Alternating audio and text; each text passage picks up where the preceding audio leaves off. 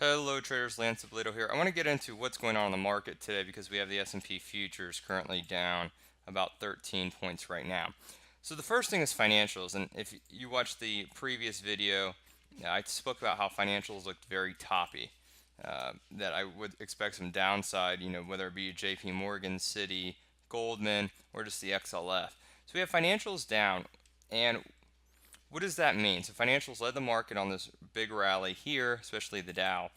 But let's see why the financials went down. Was it exhaustion? Was it they ran up too quick? Whatever the case may be.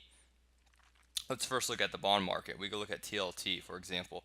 So we have bonds bouncing here at support, a big bounce here, and you could look at 30-year bond futures as well. We had bonds bounce, bonds, financials, inverse relationship. So we had a bond bounce, financials lower. And then if I look at gold, we could look at GLD, the ETF, or actually let's just look at the gold futures. We have gold holding up, holding 1280 at support. So this looks very similar to something like the bond chart or the TLT chart. So we have gold bouncing, we have bonds at support, and we have financials declining.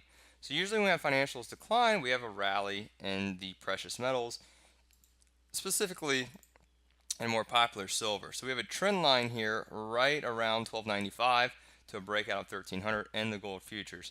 Just something to keep an eye on. Keep your eye on TLT because if TLT is up, it should be putting pressure on the US equity markets, especially the financials.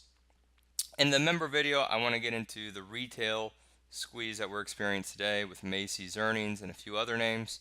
And again, playing it safe, playing the select names with the insiders, and everything else just playing small, keeping an open mind of the markets.